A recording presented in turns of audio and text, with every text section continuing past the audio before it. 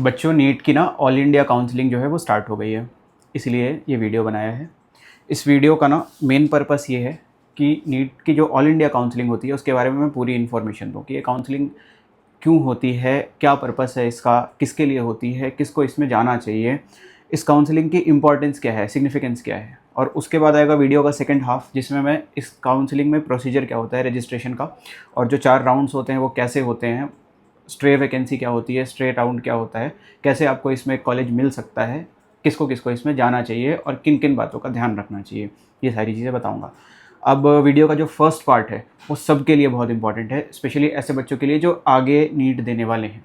और जो वीडियो का सेकंड पार्ट है वो उन लोगों के लिए इंपॉर्टेंट है जिन लोगों ने इस साल इस काउंसलिंग में पार्टिसिपेट करने का सोच रहे हो, क्योंकि अब जो है रजिस्ट्रेशन स्टार्ट हो गई है। ओके, तो एक कॉम्प्रिहेंसिव वीडियो रहने वाली है। आपको आपके हिसाब से जहाँ पे भी जाना है आप वीडियो को स्वैप करके पहुँच सकते हो, हमने टाइम स्टैम्प डाल रखा है। ओके, तो बच्चों ये जो काउंसलिंग होती है ऑल इंडिया वाली, इसमें कुछ स्पेशल कॉलेजेस होते हैं जो सिर्फ ऑल इंडिया काउंसलिंग से ही आप ले सकते हो, और उसके अलावा बाकी जितने भी भारत के कॉलेजेस हैं उनका 15% 15% का सीट्स का कोटा ऑल इंडिया काउंसलिंग से जाता है। ओके, तो सबसे पहले हम बात करते हैं उन कॉलेजेस की जिसका 100% कोटा ऑल इंडिया काउंसलिंग से जाता है। मतलब उन कॉलेज में अगर आपको जाना है तो आपको ऑल इंडिया काउंसलिंग के थ्रू ही जाना पड़ेगा। ये हैं जिनको हम बोलते हैं हमारे लेजेंडरी कॉलेजेस, जैसे कि दिल्ली का एम्स और उसके अलावा बाकी सारे एम्स जितने भी हैं। उसके बाद जिपमर, पौंडुचेरी और कराईकराल दोनों का जिपमर। उसके बाद Christ medical college, CMC Vellore और लुधियाना में जो है, एएफएमसी कॉलेज जिसका आपने नाम सुना होगा। Other than that BHU Banaras Hindu university, Jamia Millia Islamia, हमदर्द, जितने भी ये सारे कॉलेजेस हैं, अलीगढ़ मुस्लिम यूनिवर्सिटी, एएमयू, और भी कोई कॉलेज जो बहुत फेमस हैं जिनको 50 साल से ज़्यादा हो चुके हैं। बेसिकली जिन कॉलेजेस से आप डॉक्टर बन के निकलते हो उसके बाद you will be the best of the best doctor, best of the best possible doctor अगर आप बनते हो। ये सारे कॉलेजेस जो हैं इनकी 100% सीट्स ऑल इंडिया काउंसलिंग से जाती हैं। उसके पीछे आते हैं स्टेट काउंसलिंग वाले कॉलेजेस, पर वो अच्छे कॉलेजेस होते हैं। लाइक हर स्टेट में ना, हर स्टेट का टॉप कॉलेज आप इसको मान सकते हो, उनके 15% सीट जो है ना वो ऑल इंडिया काउंसलिंग से जाते हैं। तो दूसरा जो आपका टारगेट होता है ऑल इंडिया काउंसलिंग में जाने का वो होता है कि हम इनकी सीट निकालें। For example Topiwala medical college जो मुंबई में है, या फिर राजस्थान में जो है सायाजी मेडिकल कॉलेज, या फिर मध्य प्रदेश का एमजीएम मेडिकल कॉलेज, हालांकि इसकी रैंकिंग काफ़ी पीछे है बट स्टिल, या फिर आप महावीर वर्धमान मेडिकल कॉलेज बोल सकते हो जो दिल्ली का है, या फिर आप बोल सकते हो मौलाना Azad MAMC, Maulana Azad medical college, lady Hardinge medical college Lucknow के अंदर जो है, king George medical college KGMU. ये सारे जो कॉलेजेस हैं ये भी almost equivalent to AIIMS. In fact जो नए वाले एम्स हैं उनसे ये ज़्यादा बेहतर कॉलेजेस होते हैं। यहाँ से भी आप जाओगे तो only sky is the limit of your career. आप बहुत, you will be the best doctor, जो बेस्ट पॉसिबल डॉक्टर आप बन सकते हो वहाँ से आप वो बन के निकलते हो। ठीक है, इसके बाद जितने भी कॉलेजेस होते हैं वो स्टेट के जितने भी, हर स्टेट के जितने भी कॉलेजेस हैं उन सब का 15% सीट इस ऑल इंडिया काउंसलिंग के थ्रू जाता है। इसके बाद आती हैं प्राइवेट कॉलेजेस, उनका भी 15% सीट ऑल इंडिया काउंसलिंग से आता है। और उसके बाद होती हैं डीम्ड यूनिवर्सिटीज़। डीम्ड यूनिवर्सिटीज़ ऐसी यूनिवर्सिटीज़ होती हैं जिनको यूनिवर्सिटी का स्टेटस अभी नहीं मिला है पर कुछ टाइम बाद मिलने वाला है। उसके लिए उन्होंने रजिस्ट्रेशन कर दिया है, उसके लिए उनके कुछ लेवल की काउंसलिंग भी कंप्लीट हो चुकी है, इस प्रोसेस कंप्लीट हो चुकी है। Those are called deemed universities. ये सारे इस ऑल इंडिया काउंसलिंग में हमको मिलते हैं। अब ऑल इंडिया काउंसलिंग में कहने के लिए तो गवर्नमेंट कॉलेज अराउंड 6000 रैंक तक मिलता है। तो अगर आपकी AIR अराउंड 6000 तक है तो आप ऑल इंडिया का कॉलेज ले सकते हो। लेकिन अगर आपको एक्चुअली ऑल इंडिया कॉलेज का फ़ायदा उठाना है, अगर आपको एक बहुत अच्छे कॉलेज में, वर्ल्ड क्लास कॉलेज में पढ़ना है, तो आपकी रैंक अराउंड 1500 होनी चाहिए। बेस्ट बोलूँ तो 3 डिजिट रैंक होनी चाहिए, तब जाके ऑल इंडिया काउंसलिंग का एग्जैक्ट फ़ायदा, बढ़िया फ़ायदा आप उठा सकते हो। ठीक है, तो ये सारे कॉलेजेस हैं जो ऑल इंडिया काउंसलिंग से मिलते हैं। अब हम बात करेंगे कि किसको किसको इस काउंसलिंग में जाना चाहिए और किसको किसको जाना चाहिए, तो फिर कौन से वेबसाइट से कैसे काउंसलिंग की प्रोसेस स्टार्ट कैसे होगी। जो कोई भी नीट क्वालिफाइड है, क्वालिफाइड आपके रिजल्ट में आया होगा कि आप क्वालिफाइड हो या नहीं, उसमें लिखा हुआ आया होगा, तो जो कोई भी, कहने के लिए तो जो कोई भी नीट क्वालिफाइड है वो इस काउंसलिंग में बैठ सकता है। लेकिन जैसे कि मैंने बताया कि आपको 1500 रैंक तक आपको बेस्ट कॉलेज मिलेगा, उसके बाद 500-600 रैंक तक आपको उसके बाद के भी बहुत अच्छे कॉलेजेस मिलेंगे, उसके बाद आपको पीछे के कॉलेजेस मिलने लगेंगे। तो अगर आपकी रैंक 2000 के पार है ऑल इंडिया, तो फिर आपको एक बार ना कैलकुलेशन बिठाना पड़ता है कि मुझे ऑल इंडिया से जो कॉलेज मिल रहा है वो ज़्यादा बेहतर है या फिर मुझे स्टेट गवर्नमेंट से जो कॉलेज मिल रहा है वो ज़्यादा बेहतर है। अगर आप दिल्ली या हरियाणा या यूपी ऐसे स्टेट्स से बिलोंग नहीं करते जहाँ बढ़िया कॉलेजेस हैं, या फिर महाराष्ट्र, तो फिर ज़्यादा चांसेस हैं कि आफ्टर द रैंक ऑफ 2000 आपको आपके स्टेट से ज़्यादा बेहतर कॉलेज मिल रहा हो as compare to all India quota. ये पूरी बात है। अब वेबसाइट कौन सी है, तो आपको नोट करना है, ऑल इंडिया कोटा की जो काउंसलिंग होती है उसके लिए जो वेबसाइट है, it is called mcc.nic.in। Okay बच्चों, अब बात करते हैं कि इसका रजिस्ट्रेशन हम कैसे करेंगे। ठीक है, देखिए रजिस्ट्रेशन की वेबसाइट मैंने आपको पहले बता दी है, mcc.nic.in। रजिस्ट्रेशन की डेट जो थी वो 4 तारीख से स्टार्ट हो गई थी, 4 अगस्त से। तो आप वेबसाइट पे जाओगे, रजिस्टर करोगे और फॉर्म फिल करोगे। फॉर्म फिल करते वक्त आपको ध्यान रखना है कि नीट की तरह यहाँ पे करेक्शन विंडो ओपन नहीं होती है, तो फॉर्म आपको बहुत ध्यान से भरना है। यहाँ पर की गई कोई भी मिस्टेक आपके लिए बहुत ज़्यादा खतरनाक हो सकती है। कोशिश करना कि आप फॉर्म खुद भरो, और अगर आप कैफ़े पे भरवा रहे हो तो आप बहुत ध्यान से बैठ के एक एक स्टेप को देखना। जहाँ कहीं भी कोई डिटेल दी जा रही है वहाँ पे आप ध्यान से बैठ के देखना, और आईडी पासवर्ड स्पेशली आप उनसे ठीक से लिखवा के अपने हिसाब से बनवा के लेना। ओके, तो फॉर्म सबमिशन, फॉर्म जब सबमिट होता है ना, तो आपसे 2 तरीके के चार्जेस मांगे जाते हैं। पहला होता है रजिस्ट्रेशन फ़ी और दूसरा होता है सिक्योरिटी डिपॉजिट। रजिस्ट्रेशन फ़ी जो है वो नॉर्मल कैंडिडेट्स के लिए अराउंड 10,000 है, और ये रजिस्ट्रेशन फ़ी रिफ़ंड नहीं होता। दूसरा है सिक्योरिटी डिपॉजिट, जो नॉर्मल कैंडिडेट्स के लिए अराउंड 2 लाख रुपए हैं, 2 लाख रुपए। और सिक्योरिटी डिपॉजिट जो है वो अगर आपको कॉलेज मिलता है और आप उस कॉलेज को ले लेते हो तो वो कॉलेज को ट्रांसफ़र हो जाएगा। अगर आप कॉलेज नहीं लेते हो तो सिक्योरिटी डिपॉजिट आपको वापस मिल जाएगा। लेकिन ये हर काउंसलिंग के लिए एप्लीकेबल नहीं है, आपको ये बात ध्यान रखनी है। इसके लिए आगे के वीडियो के पार्ट्स को बहुत ध्यान से सुनना। तो मैंने फॉर्म भर दिया, मैंने चॉइस फिलिंग भी कर दी, मैंने सिक्योरिटी डिपॉजिट भी दे दिया, और मैंने रजिस्ट्रेशन अमाउंट भी दे दिया। अब आती है चॉइस फिलिंग की बारी। चॉइस फिलिंग में हम अपने प्रेफरेंस के हिसाब से हम कॉलेजेस की लिस्ट को भरते हैं। अगर आप में से कोई भी ऑल इंडिया काउंसलिंग में पार्टिसिपेट कर रहा है और उसको चॉइस फिलिंग करनी है और उसको चॉइस फिलिंग से रिलेटेड कोई भी गाइडेंस चाहिए, तो डिस्क्रिप्शन में कॉन्टैक्ट नंबर है, आप वहाँ से हमको कॉन्टैक्ट कर सकते हो, हम आपकी हेल्प कर सकते हैं। ठीक है, चॉइस फिलिंग के बाद आता है अलॉटमेंट राउंड, जिसको हम बोलते हैं round 1 of the counselling, first round of the counselling. इसमें सभी बच्चों को उनकी रैंक के हिसाब से कॉलेजेस अलॉट हो जाते हैं। जितने भी बच्चे होंगे उनको उनकी रैंक के हिसाब से कॉलेजेस मिला। अब ये जो कॉलेज मिला, इसके बाद आपके पास 2 ऑप्शन होते हैं। या तो आप अपने कॉलेज से आप सेटिस्फाइड होते हो, आप उसमें एडमिशन ले लेते हो, या फिर आप अपने कॉलेज में जो आपको मिला है उसमें आप एडमिशन नहीं लेते हो। ओके, इस हिसाब से ना जो कैंडिडेट्स होते हैं उनको 2 पार्ट्स में डिवाइड किया जाता है। ठीक है, 2 पार्ट्स में डिवाइड करने का मतलब ये है कि जो कैंडिडेट्स ने अपना कॉलेज ले लिया है उनको हम बोलते हैं फ्रीज कैंडिडेट्स। जिन कैंडिडेट्स ने अपना कॉलेज सेलेक्ट कर लिया, उनको अपग्रेड अब करने की कोई इच्छा नहीं है, ऐसे कैंडिडेट्स को हम बोलते हैं फ्रीज कैंडिडेट्स।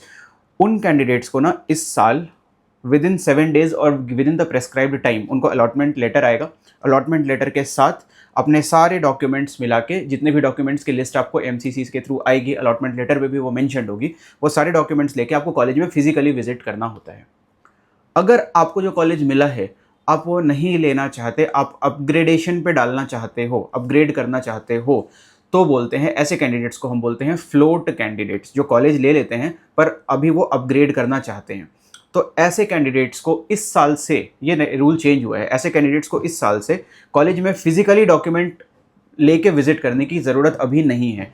इस पॉइंट ऑफ टाइम पे कॉलेज आपके डॉक्यूमेंट्स ऑनलाइन ही वेरीफाई करता है। तो अगर आप अपना सीट फ्रीज नहीं कर रहे फर्स्ट राउंड में, तो आपको कॉलेज में जाने की ज़रूरत नहीं है।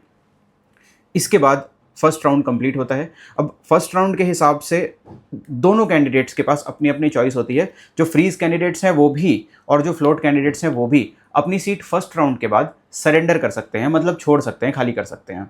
ठीक है, अगर सरेंडर करते हैं फर्स्ट राउंड पे तो आपको आपकी सीट, आपका जो सिक्योरिटी डिपॉजिट था वो आपको वापस मिल जाएगा। लेकिन ये सिर्फ फर्स्ट राउंड में पॉसिबल है। इसके बाद कभी भी सेकेंड राउंड, थर्ड राउंड में अगर आप अपनी सीट लेने के बाद छोड़ते हो, सरेंडर करते हो, तो आपका सिक्योरिटी डिपॉजिट जो है वो फोरफिट हो जाएगा, यानी कि वो MCC का हमेशा के लिए रख लेगी, वो आपको नहीं वापस करेगी। ठीक है, यहाँ पर फर्स्ट राउंड ऑफ काउंसलिंग खत्म होता है। फर्स्ट राउंड ऑफ काउंसलिंग में अब हमारे पास 3 कैटेगरी के बच्चे हैं। पहले जिन्होंने कॉलेज ले लिया, फ्रीज कर दिया। दूसरे वो बच्चे जिन्होंने कॉलेज लिया पर अपग्रेडेशन के लिए डालना चाहते हैं, जिन्होंने कॉलेज में फिजिकली विजिट नहीं किया। और तीसरे बच्चे जिनको कोई भी कॉलेज अलॉट नहीं हुआ। जो दूसरे और तीसरे कैटेगरी के बच्चे हैं उनकी वापस से लिस्ट बनाई जाती है और जो सीट खाली बच गई हैं आफ्टर फर्स्ट राउंड उनकी भी एक लिस्ट बनाई जाती है, और यहाँ से हम बढ़ते हैं सेकेंड राउंड की तरफ। तो बच्चों अब हम बात कर रहे हैं सेकेंड राउंड की। यहाँ पे ना थोड़ा सा कॉम्प्लिकेटेड हो जाता है, इसीलिए आप बहुत ध्यान से मेरी बात को सुनना। जब आप फर्स्ट राउंड में अगर आपको आपके मनपसंद कॉलेज मिल गए तो फिर तो बहुत अच्छी बात है, लेकिन अगर आपका फर्स्ट राउंड का कॉलेज ऐसा है कि अब आप दुविधा में पड़ चुके हो कि मैं फर्स्ट राउंड में मिला हुआ कॉलेज लूँ या फिर मैं अपनी स्टेट की काउंसलिंग का वेट करूँ या स्टेट की काउंसलिंग का कॉलेज लूँ, उसके लिए मैं आपको अब आगे की चीज़ें बताता हूँ। फर्स्ट राउंड जो होगा वो सभी स्टेट्स की काउंसलिंग से पहले होकर ख़त्म हो जाएगा, जो ऑल इंडिया फर्स्ट राउंड होगा। सेकेंड राउंड होने से पहले मोस्ट प्रोबेबली ज़्यादातर स्टेट्स की फर्स्ट राउंड ऑफ काउंसलिंग हो चुकी होगी, फर्स्ट राउंड ऑफ काउंसलिंग हो जाती है। तो अगर आपको स्टेट से कॉलेज लेने की इच्छा है या फिर अगर आपको लग रहा है कि आपको स्टेट से बेहतर कॉलेज मिलेगा तो आप स्टेट राउंड में पार्टिसिपेट कर लो। फर्स्ट राउंड में या तो आपको कॉलेज नहीं मिला है या फिर आप फ्लोट कैंडिडेट हो, आपने अपना सीट फ्रीज नहीं किया है या फिर आप सीट लेके सरेंडर कर रहे हो, है ना। ये तीन ऑप्शंस में से कोई एक है। ये तीनों कैंडिडेट जो होंगे ये अपने अपने सेपरेटेड स्टेट्स के फर्स्ट राउंड ऑफ काउंसलिंग में पार्टिसिपेट करेंगे और उस हिसाब से जो भी कॉलेज मिला उस हिसाब से वो आगे बढ़ेंगे। अब ऑल इंडिया काउंसलिंग का क्या होगा, तो अब ऑल इंडिया काउंसलिंग के सेकेंड राउंड के लिए वापस से रजिस्ट्रेशन ओपन होंगी, ठीक है। जब ये चल रहा होगा तो सेंट्रल की ऑल इंडिया का सेकंड राउंड स्टार्ट हो रहा होगा। अब सेकंड राउंड के लिए ना आपको वापस से अपना रजिस्ट्रेशन करना है। रजिस्ट्रेशन आपका ऑलरेडी हो चुका है, आपको वापस से सेकंड राउंड के लिए अपने आप को साइन अप करना है। बेसिकली रजिस्ट्रेशन सिर्फ एक बार होगा, सबसे फर्स्ट बार। सेकंड राउंड के लिए अब आप साइन अप करोगे और सेकंड राउंड में फ्रेश चॉइस फिलिंग होगी दोनों कैंडिडेट्स के लिए, जिनको कोई कॉलेज नहीं मिला उनके लिए भी और जो फ्लोट कैंडिडेट्स हैं उनके लिए भी। ओके, तो आपने चॉइस फिलिंग अप करी, चॉइस फिलिंग के बाद आपको कॉलेज अलॉट होगा सिमिलर टू फर्स्ट राउंड। फिर से आपके पास दो ऑप्शन हैं, या तो आपको इस बार जो कॉलेज मिला आप उसको ले लो, या फिर आपको जो कॉलेज मिला आप उसमें आप उसको लेके और आप फिर से अपग्रेडेशन के लिए फॉर द थर्ड राउंड आप फिर से अपग्रेडेशन के लिए डाल सकते हो। लेकिन अगर आपने इस बार अपनी सीट ले ली, फ्रीज कर दी, तो अब आप सीट को सरेंडर नहीं कर पाओगे। सरेंडर आप कर सकते हो लेकिन आपका जो अमाउंट है सिक्योरिटी डिपॉजिट वो अब आपको वापस नहीं मिलेगा। ये डिफरेंस है फर्स्ट और सेकेंड राउंड में। ओके, तो यहाँ से अभी फर्दर दो कैंडिडेट्स बनेंगे। पहला जिन्होंने अपना सीट ले लिया, फ्रीज कर दिया, अपने कॉलेज में चले गए। दूसरे वो कैंडिडेट्स होंगे जिन्होंने अपना सीट लिया पर अब उनको फिर से थर्ड राउंड के लिए फिर से अपग्रेडेशन करना है। पर थर्ड राउंड का जो अपग्रेडेशन होता है ना, इस दौरान उनको अब फिजिकली विजिट करके अपना डॉक्यूमेंट वेरिफिकेशन कराना पड़ेगा। ये उनको इंस्ट्रक्शन में आएगा, अलॉटमेंट लेटर जब आपको आएगा कॉलेज का तो आपके इंस्ट्रक्शंस में ये आएगा कि अब आपको कॉलेज में फर्दर विजिट करना है। यहाँ पर हमारा सेकेंड राउंड खत्म होता है। अब आता है थर्ड राउंड। थर्ड राउंड में फिर से एक बार रजिस्ट्रेशन होता है, फिर से एक बार चॉइस फिलिंग होती है। चॉइस फिलिंग होती है, फिर से अलॉट होता है। तब तक रिस्पेक्टिव स्टेट्स का भी राउंड चल रहा होगा, तो रिस्पेक्टिव स्टेट्स में जिनको जिनको कॉलेज मिलता जाता है वो चले जाते हैं अपने अपने स्टेट्स में। बस आपको ये ध्यान रखना है कि फर्स्ट राउंड में अगर आपने सीट फ्रीज कर दी तो उस सीट को आप फिर छोड़ोगे तो आपका सिक्योरिटी डिपॉजिट जमा हो जाएगा। तो अब फिर अगर आपको जो कॉलेज मिला है वो अगर और दूसरा अगर आपको जो कॉलेज मिला आपने उसको लिया ही नहीं, आपने कुछ भी नहीं किया, टाइम निकल गया 7 दिन के अंदर विजिट करने का, आपने कुछ भी नहीं किया, तो आपका कॉलेज ऑटोमेटिकली सरेंडर हो जाएगा और आप काउंसलिंग के प्रोसेस से बाहर हो जाओगे। ठीक है, तो या आपके पास तीन ऑप्शन है सेकेंड राउंड में फाइनली। पहला, आपने अपना सीट फ्रीज कर दिया और आप उस कॉलेज में एडमिशन ले लो। दूसरा, आपने कॉलेज में आपने एडमिशन तो ले लिया पर आपने अपग्रेडेशन के लिए फिर से डाल दिया, मतलब आपने अपना कॉलेज एक्सेप्ट कर लिया है। अपग्रेडेशन हो भी सकता है, नहीं भी हो सकता, तो आपने अपना कॉलेज एक्सेप्ट कर लिया है पर आप बेहतर की उम्मीद कर रहे हो। और तीसरा, आपने कोई एक्ट नहीं किया, आप ना डॉक्यूमेंट वेरिफिकेशन कराने गए ना आपने कॉलेज विजिट किया, तो उस केस में आप काउंसलिंग की प्रोसेस से बाहर हो जाओगे इन द सेकेंड राउंड। अब आते हैं थर्ड राउंड की काउंसलिंग पे। थर्ड राउंड में फिर से आपको उसके लिए रजिस्टर करना पड़ेगा। रजिस्टर इन द सेंस कि आपको फिर से उसके लिए साइन अप करना पड़ेगा और फिर से एक बार आपको चॉइस फिलिंग करनी पड़ेगी। थर्ड राउंड में फिर से आपको सीट अलॉट होगी कॉलेज की। तो अब वो बच्चे जिनको पहले दूसरी राउंड में कॉलेज नहीं मिला था उनको हो सकता है कि थर्ड राउंड में की काउंसलिंग में कॉलेज मिल जाए। ऐसा भी हो सकता है कि जिन्होंने कॉलेज ले लिया था पर अपग्रेडेशन के लिए अप्लाई किया था, हो सकता है उनका सीट अपग्रेड हो या ना हो। जिस भी सिचुएशन में हो आप अब थर्ड राउंड से अपना कॉलेज नहीं छोड़ सकते, आपको कॉलेज छोड़ना अलाउड नहीं होता। इसका मतलब यह है कि अगर आपने कॉलेज छोड़ भी दिया ना तो भी वहाँ से आप अपने स्टेट राउंड्स में पार्टिसिपेट नहीं कर पाओगे। स्टेट राउंड में पार्टिसिपेट नहीं कर पाओगे क्योंकि आपका डॉक्यूमेंट वेरीफाई हो चुका है, आपका डॉक्यूमेंट कॉलेज में है, आपका डॉक्यूमेंट कॉलेज से रिलीज़ नहीं करते हैं। तो थर्ड राउंड में जैसे अब तीनों का आप डिफरेंस समझो। फर्स्ट राउंड में आप अपनी सीट छोड़ने के बाद आपका सिक्योरिटी अमाउंट भी वापस हो जाता है, आपके डॉक्यूमेंट्स भी वापस हो जाते हैं। सेकेंड राउंड में आप कॉलेज छोड़ सकते हो और स्टेट काउंसलिंग में पार्टिसिपेट कर सकते हो, लेकिन आपका सिक्योरिटी डिपॉजिट जमा कर लिया जाएगा।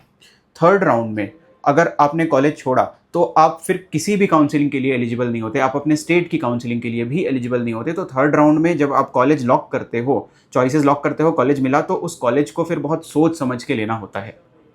कोई भी आपको फर्दर क्वेरी हो, कोई भी कन्फ्यूजन हो, तो आप कॉल कर सकते हो, डिस्क्रिप्शन में नंबर है। ओके, तो ये चीज़ होती है थर्ड राउंड में, ये डिफरेंस होता है पहले 3 राउंड्स का। लास्ट में अब हम बात करते हैं कि ये स्ट्रे वैकेंसी क्या होती है, जो हम अक्सर सुनने में आता है, और स्ट्रे वैकेंसी का काउंसलिंग कैसे होता है।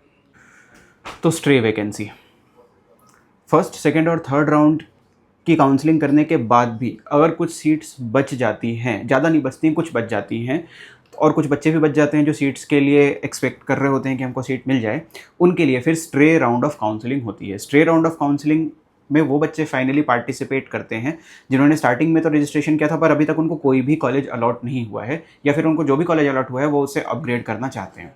तो फिर उनके लिए stray round of counselling third round के बाद होती है। इसकी नोटिफिकेशन अलग से आती है, इसके लिए रजिस्ट्रेशन भी अलग से होता है, और इसके लिए आप चॉइस फिलिंग भी अपना करते हो स्ट्रे राउंड के लिए। पर इसके चॉइस में सारे कॉलेजेस नहीं आते, वही कॉलेजेस आते हैं जिनकी सीटें बची हुई हैं। उसके बाद हम स्ट्रे राउंड में पार्टिसिपेट करते हैं, और स्ट्रे राउंड में फिर हमको कॉलेज मिलता है या फिर हमको फाइनली कुछ भी नहीं मिलता।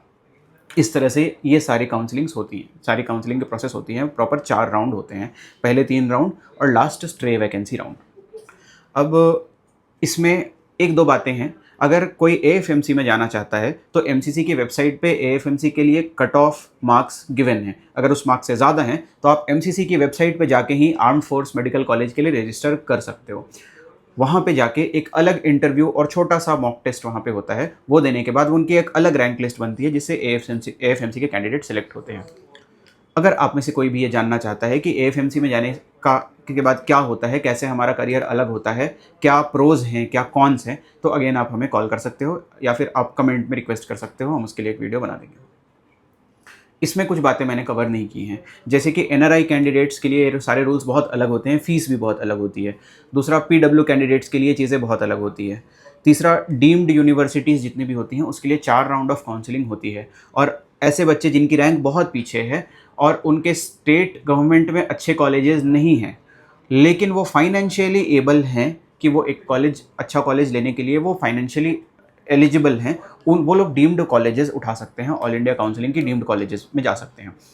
ये मैंने इस मेन वीडियो में कवर नहीं कर रहा हूँ। इसके लिए भी अगर किसी को ज़रूरी इन्फॉर्मेशन चाहिए तो वो हमको कांटेक्ट कर सकता है, हमारी टीम उनको वो इन्फॉर्मेशन दे देगी फॉर डीम्ड कॉलेजेस। ओके, तो ये पूरा वीडियो था बच्चों ऑल इंडिया काउंसलिंग से रिलेटेड, और इसके अलावा और कोई भी अपडेट आता है या आपको और कोई इन्फॉर्मेशन की ज़रूरत हो तो हमारा जो कॉन्टैक्ट नंबर है वो डिस्क्रिप्शन में है। Okay, if you like the video तो आप इसको एक लाइक करें। Thank you.